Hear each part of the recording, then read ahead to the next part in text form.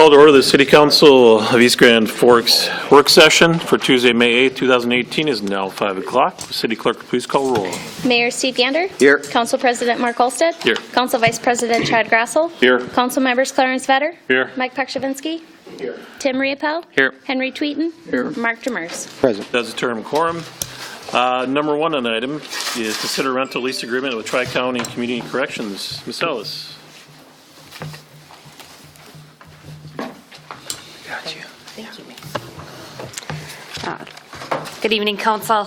I was approached by Tri-County Community Corrections in the past month. They are in the process of losing the facility that they currently are housed in, and we're aware of open office space within City Hall.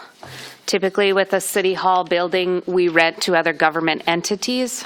And so they came and took a look at the site itself just to make sure if it would fit their needs or not. And then I asked them to submit a proposal for your review.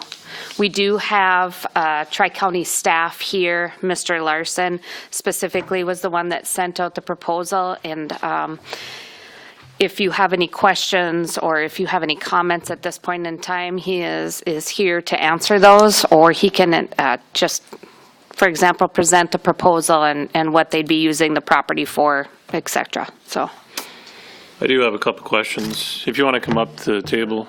A couple questions I have is, at your current location, what safety measures do you have in place or you needed in place to provide the service that you do? And do you, with that said, if there's none or if there's any, what would we have to do as a city to accommodate that? Well, and Chief Probation Officer Tammy Lieberg is also in attendance, and she can probably speak to some of these specific safety protocols.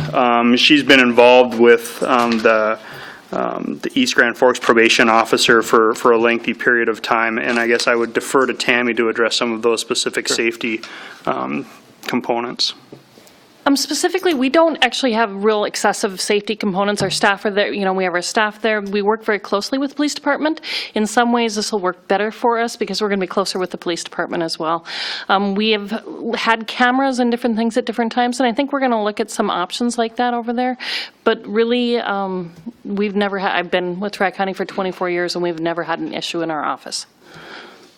And I would just reiterate that, some of the things with the proposed office space, it is a very good space. It's very close in proximity to the square footage that we currently occupy at the social service building.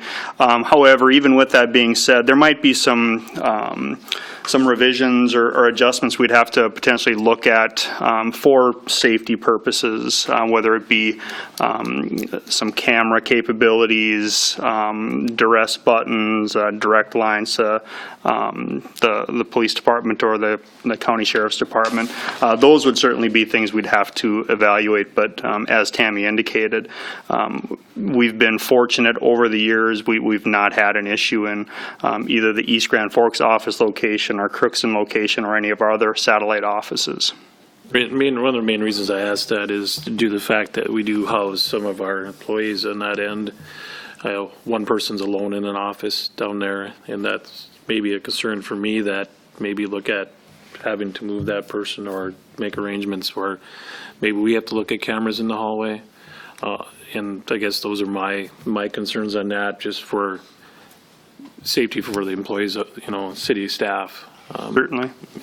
One of the things to think about is all of the offenders that are coming into probation, they're residents of East Grand Forks. And they're your next door neighbors, they're people that you know. It's not a whole bunch of really scary people coming in. Well, I'm not indicating that. I just, no matter what it is, it's, Yep. How do we protect, do we want to have our one employee in that office still, or do we need to move her? I guess those are my concerns. Mr. Grassel.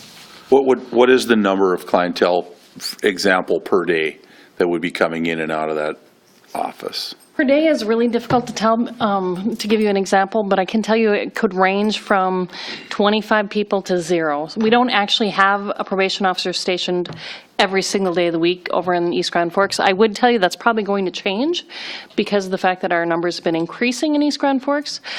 We do some very busy days where we have a lot of low-risk offenders come in on one day, and then we have other days where it's more sporadic. You might have 5 people. I did request that one of our support staff run some numbers for me this morning. And just to give you an example, in the city of East Grand Forks, there are approximately 200 people who are under some level of supervision with our agency. Now, that could be low-level supervision where they're only meeting on a quarterly basis or potentially even semi-annual, or it could be much more regular contact with their probation agent, potentially up to weekly or more frequently. But as I indicated, 200 is a fairly accurate number. And with that, there's a lot of ebb and flow with our population as people are discharged from probation or new people are brought on or transferred to other jurisdictions. But 200 is a pretty accurate number. Anybody else have any questions? Mr. Demers. Thank you, Mr. President. The proposal calls for signage. Do you have any idea what you're talking about, or do we have some? Really, all we would be looking for is just something indicating that the Tri-County Community Corrections offices are located within the building, even if it's within some of your existing cabinets that are located out in your lobby area, just something reflecting that we are located here. So you're saying inside? Correct. Signage? Not outside? Yeah, we're not looking for anything outside of the Okay. facility.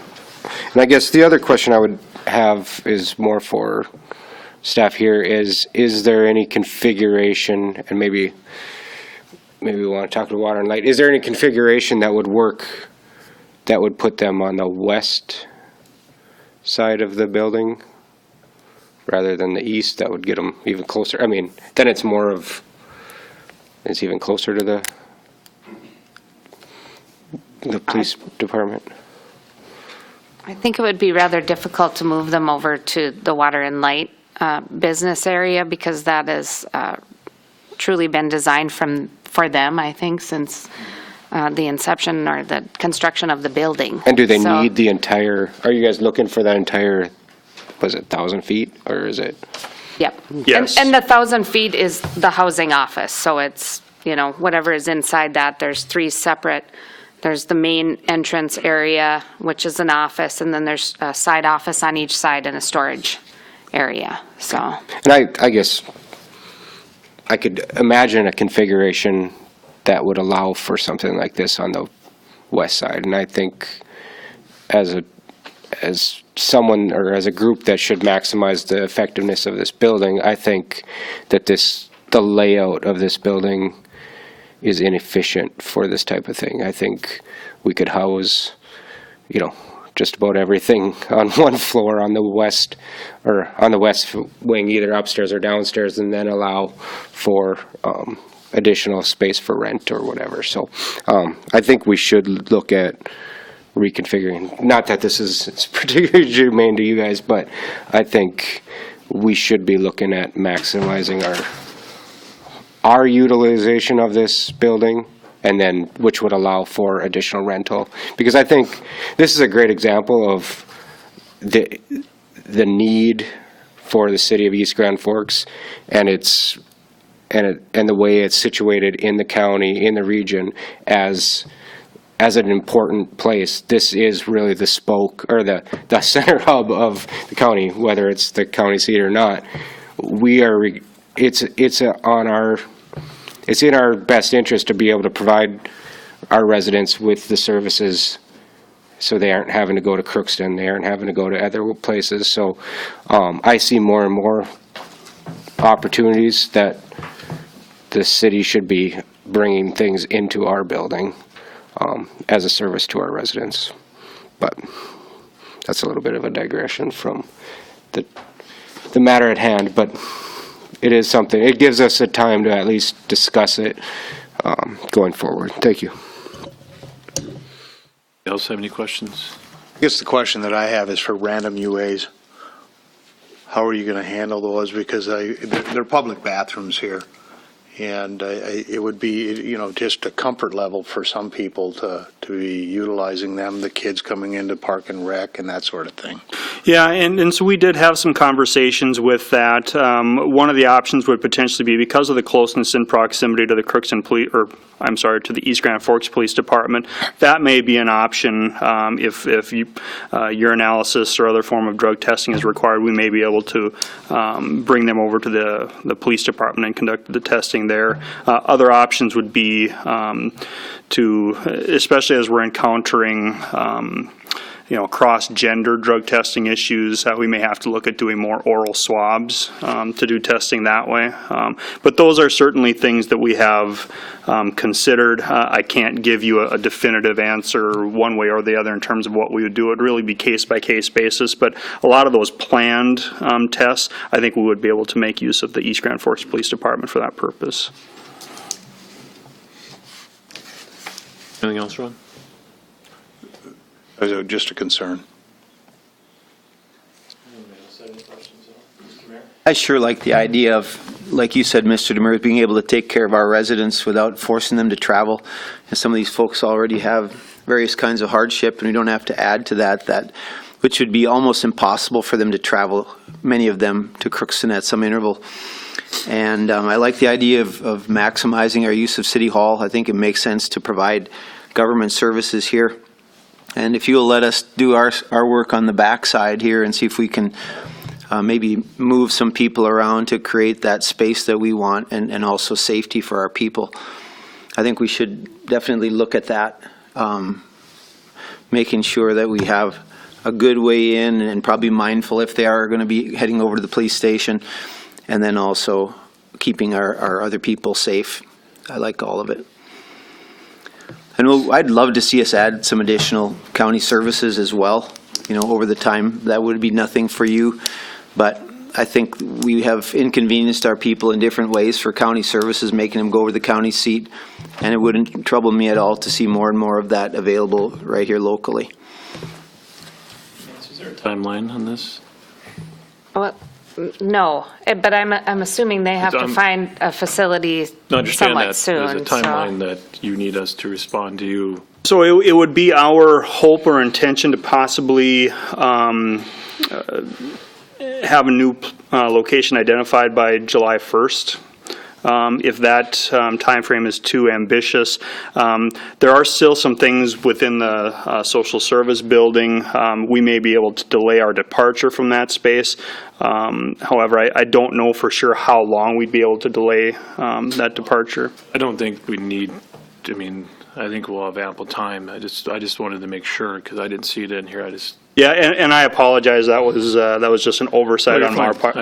Just wanted to make sure what we had timelines to go on. Yep. To accommodate you and make sure. July 1st is the approximate time frame that I had indicated. Sooner the better to find out what we can do for you is best for you. Yep, absolutely. So, okay, that's fine. Mr. Demers. Thank you, Mr. President. I guess I would just want to make a point of saying that I don't object to this in any way, and don't think that we necessarily need to come up with a more medium to long-range plan for the usage of the facility in order to accommodate it. I think this is an opportunity to discuss what we're doing with our building and how we can better it. And if they're here at the same time, it helps to know that maybe at some point in the next couple of years, we would like to reconfigure, given the same amount of space and access and all those type of things, but the potential may be there where we could offer better access and more space or something.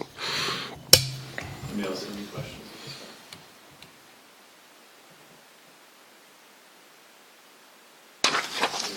Just address a couple of things, but maybe we can get that handled anyway.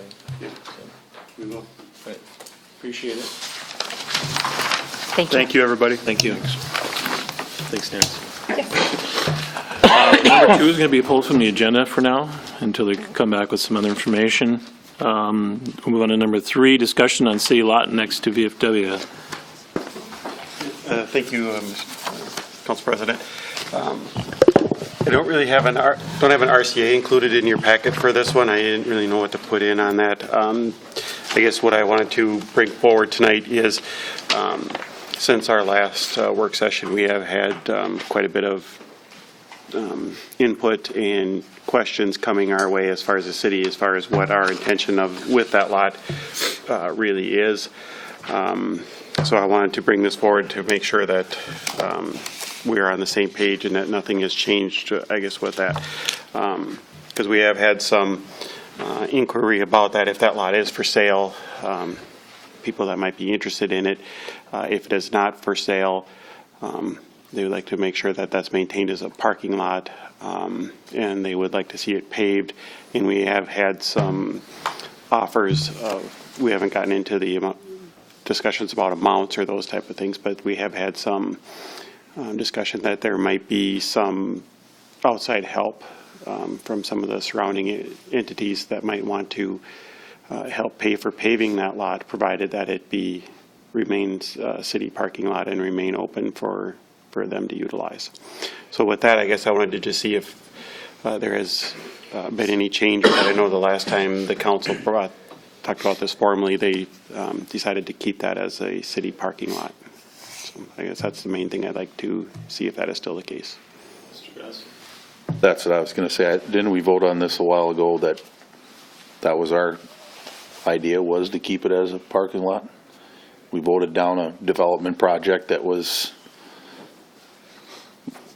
proposed to us, and I think that's what came out of it, was the fact that we were just going to leave it as a parking lot. So I was just making sure that. And that was a That's what different it was. property. Yeah, I don't think, that wasn't a I don't different think property. I don't think we formally voted we voted not to do the Right. complex, but we didn't formally vote to keep it just as a parking lot. But that's the understanding now. Question I had today, and Mr. Inkstead, I'll come to you in a second for your comments. The question I had today, and I posed it to Mr. Gordy, I talked to Mr. Murphy briefly on this after thinking about this, and question I thought of is, it's a downtown area. We do have, we still have money from our TIF district, and we also have the grant money, block grant money, correct? My question is, that usage has to be for downtown, correct, Mr. Gordy? For the TIF? For TIF, it has to be in or adjacent to the TIF districts. So my thought is, would people be interested in looking at using some or all, whatever the case may be, to do something with that to make it better, either by paving it somewhat or using some kind of, I've been on a couple this last week. They had some crushed concrete and granite together to make it more usable, but it's not a permanent surface, if that's possible. It's a little more sturdier for the ebbs and flows of the weather during the wintertime, the springtime, and vice versa in the summer and with the rain. So let's throw that out there too. So, but Mr. Ringstead. Thank you. Really appreciate what the city has done to this point. It's made a big difference. Just grading it and going with the class 5 is, we don't have before our basement was flooded. Now we've got it contained to an area that we can manage. So that it has improved greatly. And just putting out rubber bumpers to indicate some place to start parking has improved the number of cars that we can get in there. So we do appreciate what you've done so far with the lot. Our main concern was the talk of someone coming in and buying the lot, and if they were to own the entire lot, then we may be aced out of some parking again. And in the meantime, I visited with Dave and I visited with Paul, and we discussed about maybe there's a possibility of using some gaming funds. But after we checked with the gaming in Minnesota, they said that the only way that they'd provide any money through gaming is if we owned the lot. We prefer not to own the lot, but in order for us to pay any of that through gaming, we'd have to own a portion of the property, and we could put some money towards that. There was also some discussion as to a partnership in a paving project. We could do some kind of a fundraiser and put some money towards that, or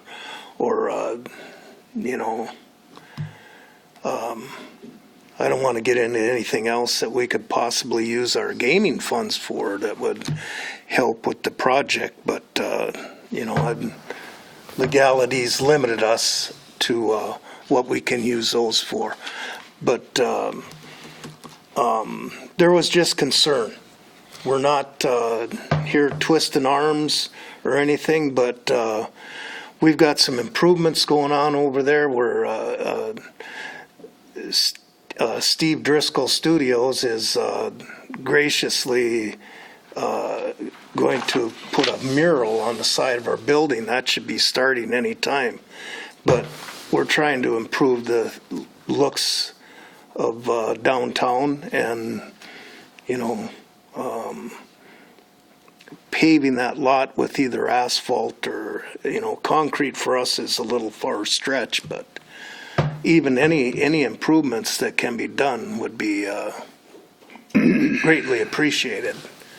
And if we can come up with some kind of a partnership, some creative thinking here, that we'd be up for it if we can come to some kind of agreement that it remains a parking lot at this time. If it were put into asphalt, that's a little more easier removed if in the future there some other plans for the property.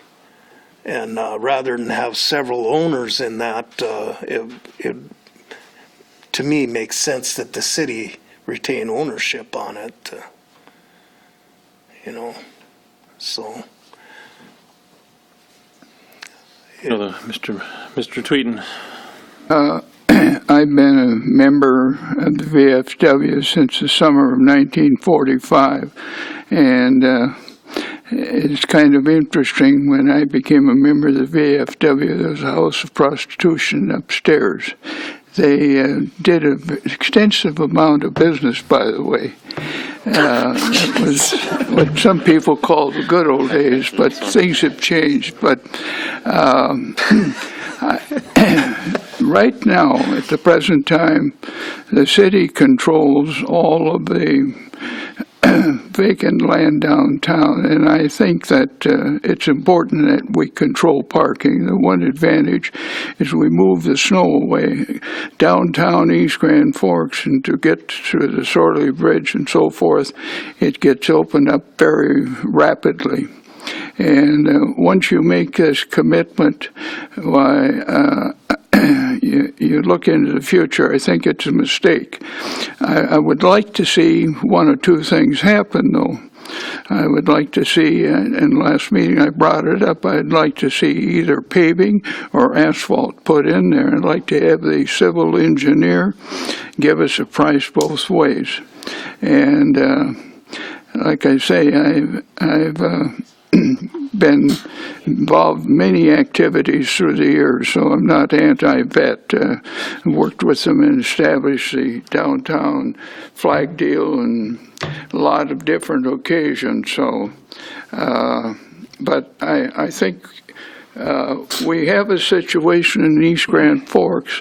We have a lot of parking, and it's proved itself. We're creating a tremendous amount of traffic in our city, and we're open much faster than Grand Forks because we clean the parking lots off and the cars can park there and away we go. The other thing is you don't know what's going to happen in future years.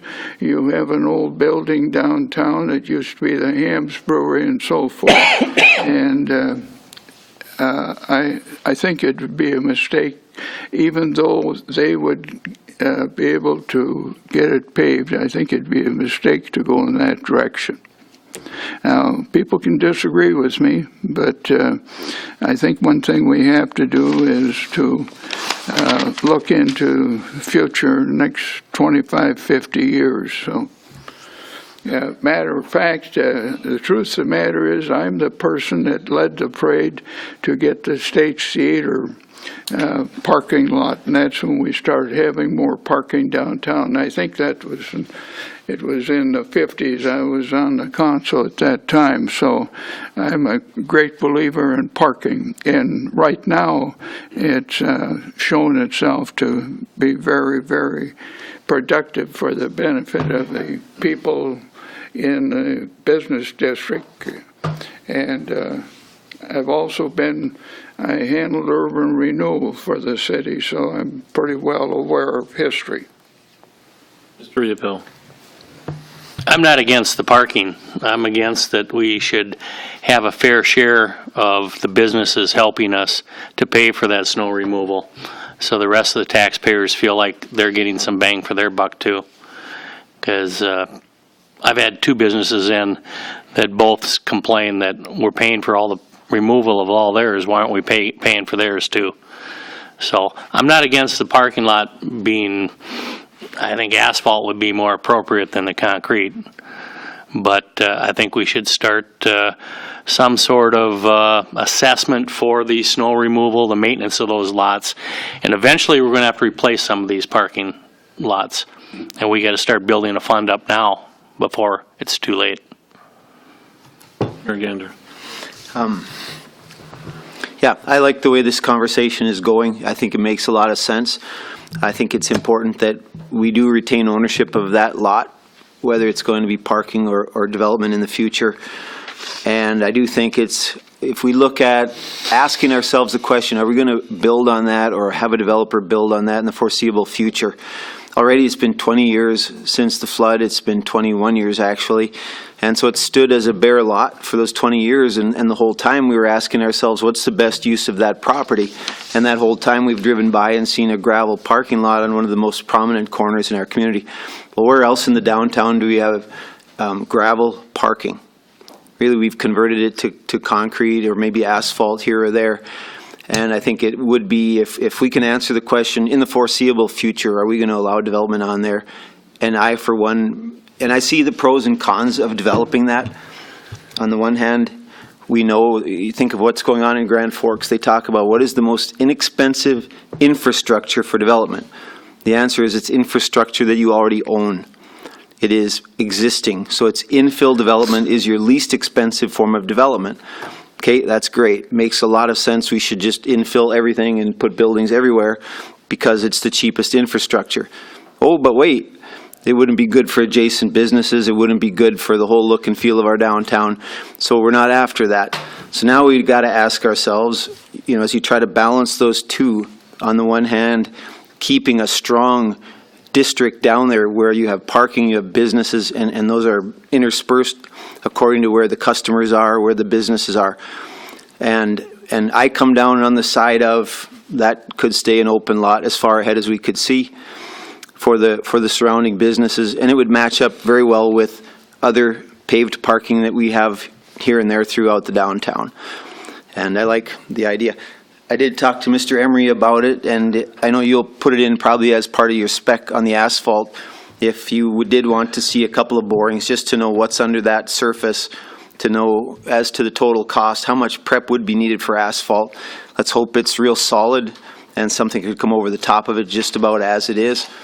But that would be part of the fact finding as to cost, is what's underneath there. Anybody else have any questions or comments? I got 2 comments. Keith?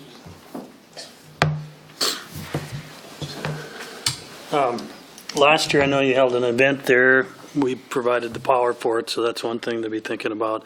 The second thing is there's there's major utility lines going through the center, so that's another thing, and there's a lot of utilities going in the alleyway over by the VFW. So they're not insurmountable things, but there's things to consider. There's a primary through that lot too? It goes right where the post office mailboxes sit. It's just a little bit this direction. It's almost almost in the middle. I think it's Fall. That's on the concrete lot. Oh, no, it's out into the gravel. I think it comes out by one of those entrances to the south. What was the thought about putting the primary line right down the middle of? You know, I don't know. That was long before my time, so. You guys have got insurance, so when it's time to move it, we'll know where to go. Yeah, well- Because that was a bad decision. Terrible decision, whoever made it. Why would you, you never do that. You never put it right down the middle of a lot. You always get your easements, you put your lines down the sides of the road so that you can do your development. You don't. Well, it's possible that the lines were installed before you made all the improvements too, or the There's development. been a block there for Yeah. 80 years. Guess I can't comment because that's long before my time. That's, Thanks, Keith. Okay, thanks, sir. Mr. Pozdrawincki. I'm totally against putting concrete on that lot, just for what Mr. Ringsted said. If there is we don't know what's going to happen in the future. If someone came along with something that we haven't even thought of that just made sense there, I don't want to tear out concrete. And I guess if we're going to do asphalt, my question is, are we talking about public money to pay for it? Because I've got a problem with that unless, as Mr. Riepel suggests, there is some sort of assessment that the people that benefit from it contribute. I would be fine with doing as Mr. Olsted suggests, upgrading the type of materials that are there so it isn't as muddy or whatever.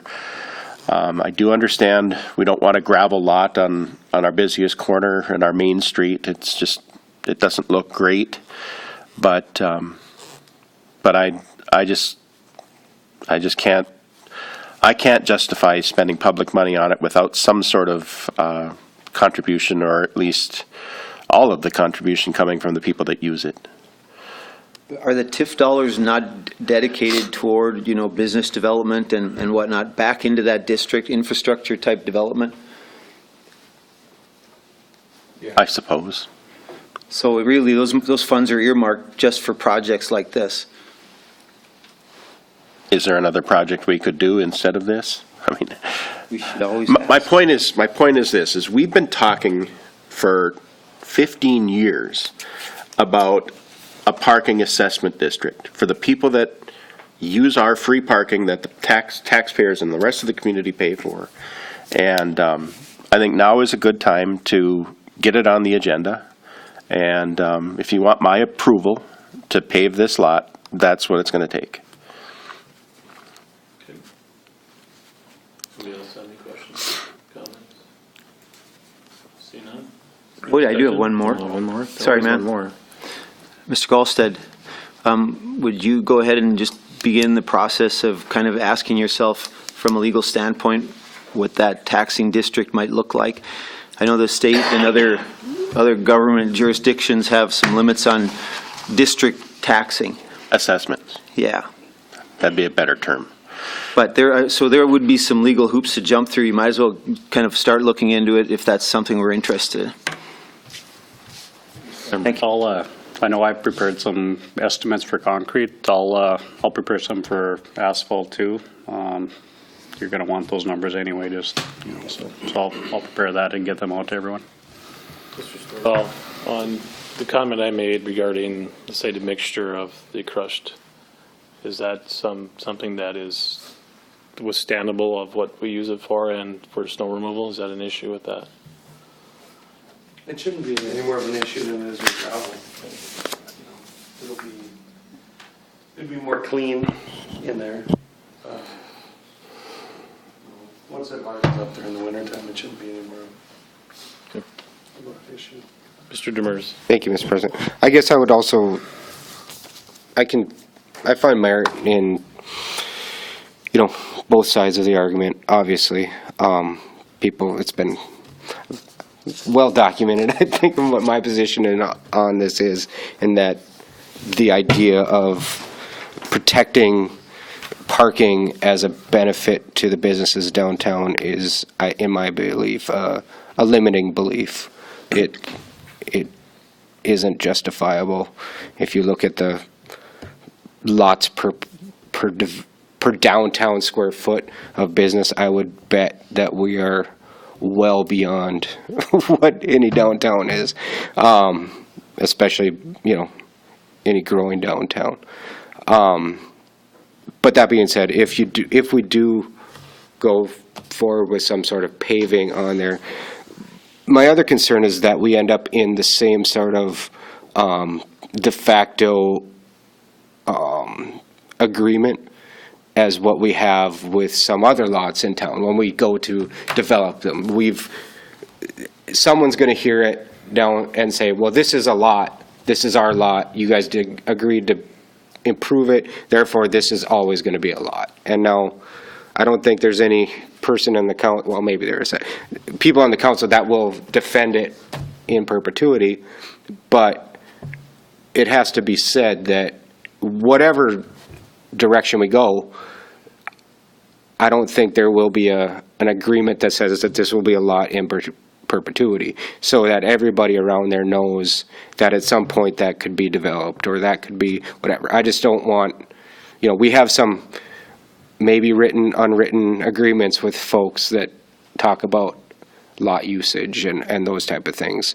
So I guess as long as the door is open to future development that will be a benefit to the downtown, I can understand going forward. I would rather have something that looks nice than a dirt lot, and certainly not concrete. That's a ridiculous waste of money. But like I said, I think just as long as people understand that will be developed at some point, I guess. Thank you. Good discussion, and keep going. I think we have our information that we need to move on. Steve, could you look at the crushed? I mean, is that something, estimates what it costs to do that at the same time? Yeah, concrete. Checking with some local suppliers and just see what we can find. Yeah, just a thought. Okay. Thank you, everyone. We'll move on to number 4. Consider awarding bids 2018 city project number 1, Senior Center parking lot. Mr. Emery. Thank you, Mr. President. So just this past Wednesday, May 2nd, we opened bids for the Senior Center parking lot improvement project, which, keep in mind or remember that, we're not only making improvements to the parking lot there, but also the alleyway there. We did receive a total of 7 bids, which was really good for a relatively smaller project. Of the 7 bids, we got bids ranging from about $98,862 all the way up to $149,900. We did get, 3 bids within about $6,000 of each other, so $6,000 to $8,000. So, good competitive bids. We were estimating on the project, about $107,453. The low bid came in from R.J. Zarvel & Sons in the amount of $98,862.25. So I have handed out a sheet with kind of the, the new total budget with the construction and all the soft costs. We're looking at about $121,601. And then I basically broke that down into essentially the 3 different funds that the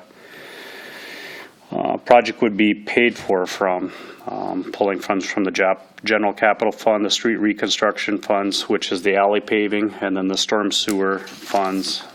We do have to put a little bit of storm sewer in that alley for proper drainage. So again, that came down to about a little over $12,000. So again, our recommendation, would be to award the bids to R.J. Zarvel & Sons in the amount of $98,862.25. Mr. Sweeten. I would say we should move it on, and I'd like to make another comment, Mr. President. The one thing that will happen there, as you're aware, there's an area, it's 29.02 acres on the south of their Reinhardt Drive. You're going to accelerate the growth of the area, the point area, because it's more attractive. And the other thing is there's a sanitary issue because you have concrete immediately behind the kitchen. And there are people, of course, who live near there. It makes a big difference. But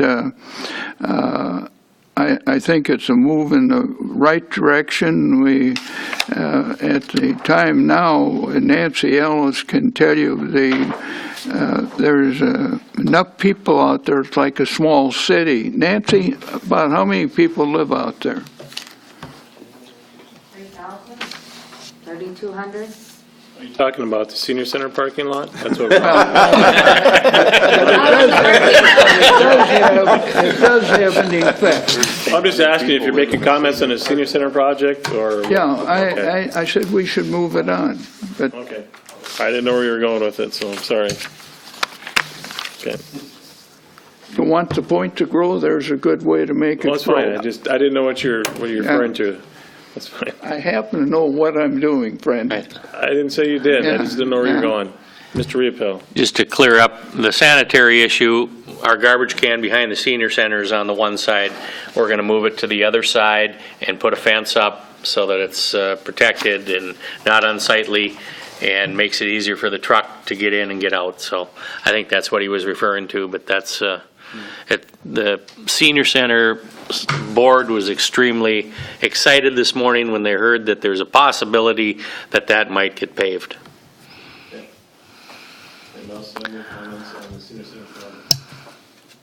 I'm looking forward to all the new growth down there. That's just going to spur the bigger need for either a roundabout or a south end bridge. Both. Good plug. Anybody else have anything? If not, we'll move on. Thank you, sir. Consider filing plans and specs for 2018 city project number 2, Master Lift Rehab. Mr. Emery.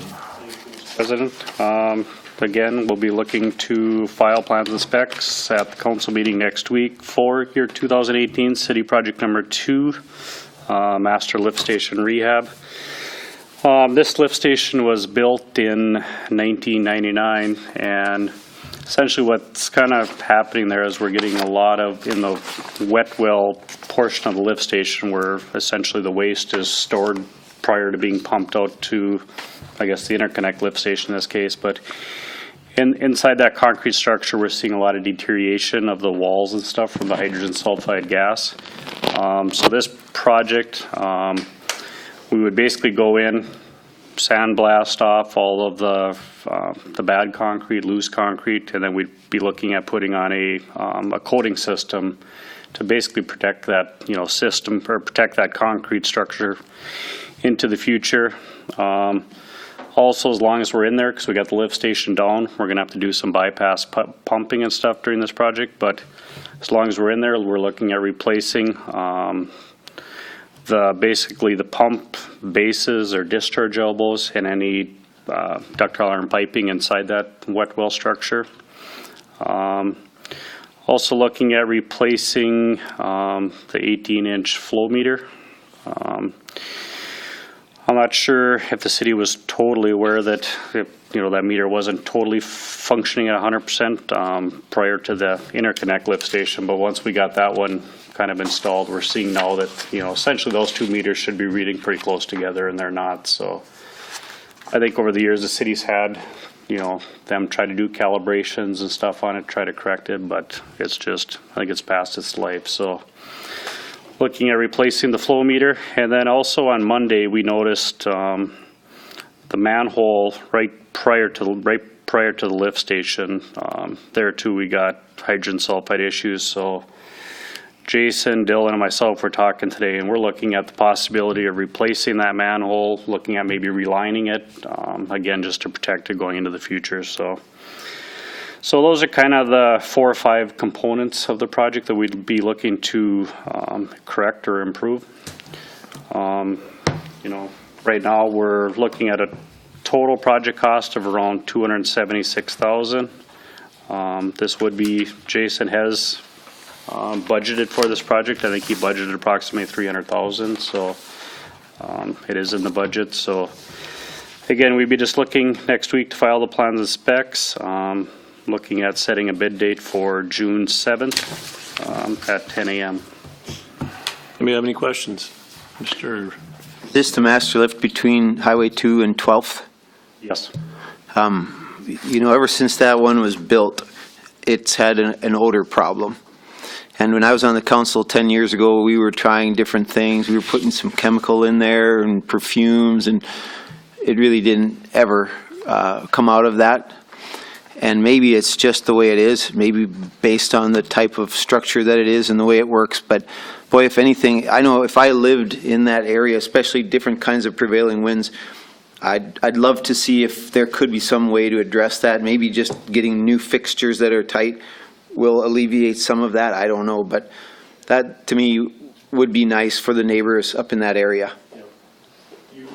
I mean, you are currently feeding chemicals and stuff for odor, correct, Jason? Yeah, we do. We feed some chemicals at lift 5 that help reduce some of the H2S that comes through the pipeline, and that does help somewhat. There still is odors there. We've tried to put a standpipe up, or there is a standpipe that we put up to see if we can get it, kind of the odor up above the levee, so it might blow into the area. Maybe helped a little bit too, but there's definitely still an odor there. Years ago, they put some sort of scrubber on there, and it worked to a certain extent, but then it would get plugged up, especially in the wintertime with freeze up. So I think you're looking at, we've talked to a lot of experts on it, and to absolutely reduce it to the point where you wouldn't smell much odor at all or any at all, it's maybe doable, but it's going to cost a considerable amount of money to do it. So we have looked at, I think, explored almost every avenue we can to try to do it at a reasonable cost, I would say. So. Okay. Anybody else have anything? See none. Appreciate it, sir. Move on to number 6, request final approval for industrial park number 1, Resubdivision. Ms. Ellis.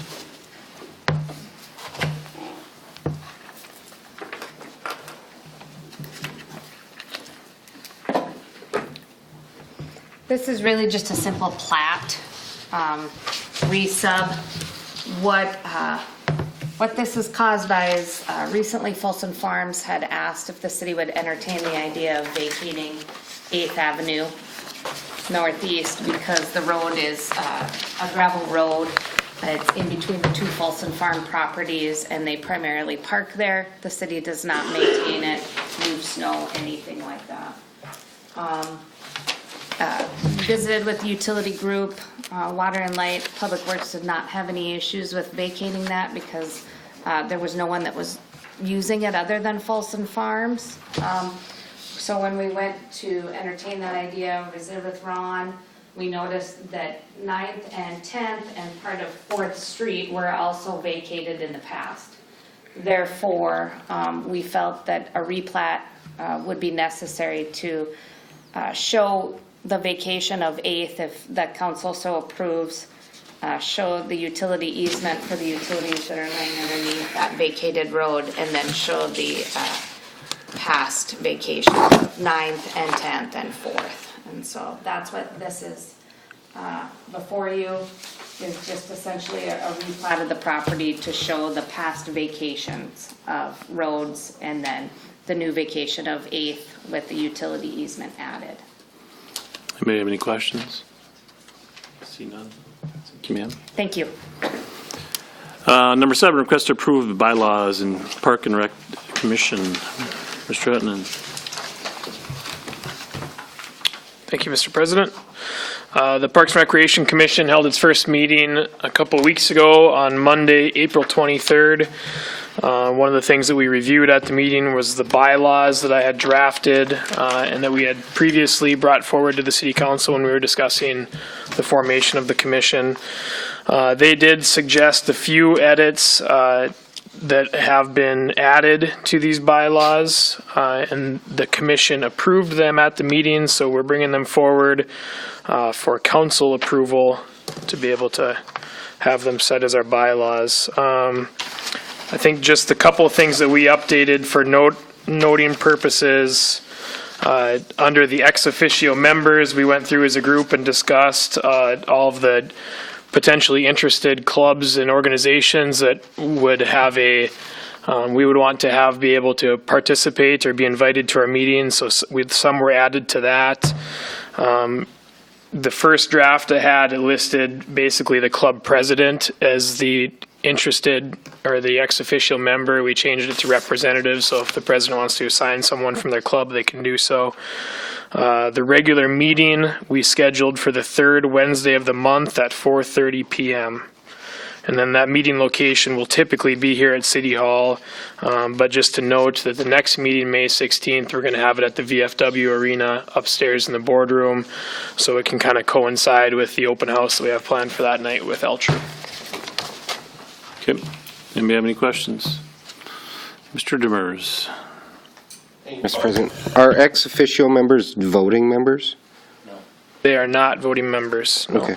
Just basically what our mindset with it is it gives them a formal invitation to be in the room. Of course, it's a public meeting. Everyone is welcome to attend, but it is a little bit more of a formal invitation to those groups to participate in our discussions. Does it state in the bylaws that they're non-voting members? I believe so. I don't have those in front of me. If it doesn't in the bylaws, it does in the ordinance. Okay. I I could just certainly want to go make back. sure that we don't creep into. Yeah, I could certainly go back and look a little closer at that to be certain. Now that you asked that question, I think I recall that it's in the ordinance that discusses ex officio members that would not be a voting member of the commission. Okay, so I guess I would add that language into the bylaws just to double, because the ordinance could be adjusted or changed or whatever. I would add it as a redundant, I guess, my opinion. We explicitly talked about that they would not be voting members. And my point is if that's the intent, write it down. Yep. I just, too many times when boards change, people change. If you have an intent, write it down. Anybody else have anything? See none, sir. Appreciate it. Number 8, request to pay an exterior of VFW Memorial Arena. Reid. Thank you again. And I noticed in your packet to start the quote from Jack Anderson and Sons Painting was scanned in properly. It's kind of cut off. So on the bottom of that, the things that are cut off, when he's talking about the 6,000 square feet of metal walls and trim, he has listed that he'd power wash, prime, and 2 coats of finish on that. The total price is listed at $33,500, and the total materials of the project for his bid is $11,800 for those materials. Just to clarify that for everybody. Apologize that wasn't in there properly. So we received a couple of bids for painting the exterior of the VFW Arena. We had budgeted for 2018 out of the building maintenance fund $40,500. And that we have it earmarked in the budget as that would be to paint both the exterior of the VFW Arena and the Blue Line Arena. Last summer when we were going through the initial budget process and getting quotes, it looked like in the long-term capital improvement at one time we had $40,000, and then the numbers looked like we might be able to do both at the same time and keep the colors consistent. So that's where we ended up with both. When we get to the recommendation part, I'll elaborate a little more, but just kind of touching on pricing and maybe the discrepancy between the two bids that I think is important to note. Jack Anderson and Sons Painting is a higher price at $33,500. Paste painting is $24,950.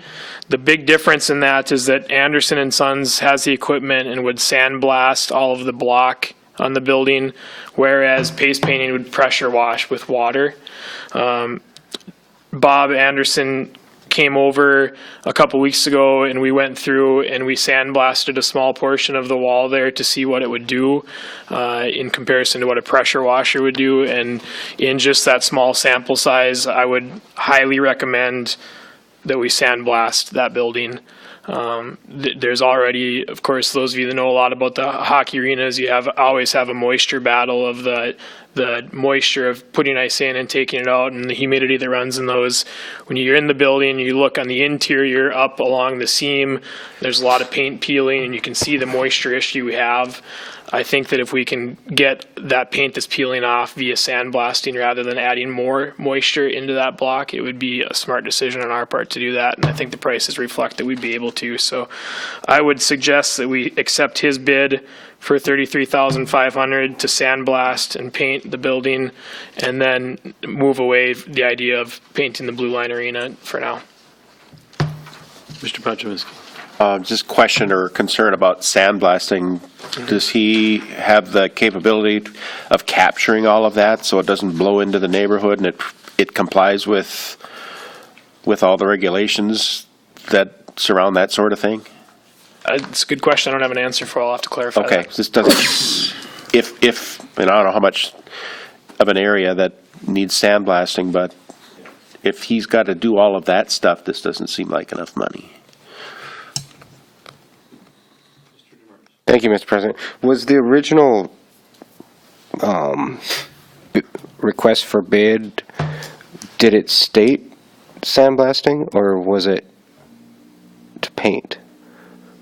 And I guess I'm just saying is if there was a change, did we allow the other contractor to modify their bid, or, I mean? Yeah, I called for quotes. I didn't send out a formal a written bid request, and in discussion with Pace, when I met on site with them to show them and look at the building, I asked them if they would sandblast, and they stated that they didn't have the capability to, that they wouldn't do that.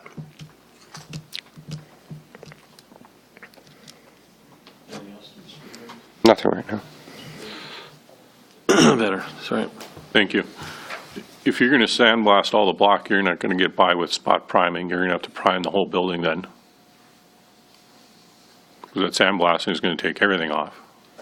Yeah, and in the section that he did sandblast a small portion, and I would say that of the maybe 6 foot by 6 foot section, 70 to 80% of the paint is there and tough. It was just the stuff that's already peeling and flaking that sandblasting cleaned off. So you would need to spot prime those locations, and that may grow. That it certainly wasn't a location that was peeling the worst, you know. I can certainly visit that with him as well. Anybody else, any questions? Maybe get those couple answers for Tuesday? Sure can. Okay. No other questions for Mr. Reid and Huttunen? All right. Entertain a motion to adjourn. Moved by Paczynski, second by Mr. Demers. All in favor, say aye. Aye. Opposed, same sign. Motion is carried, means adjourned. We'll take a 5-minute recess and we'll go into closed session.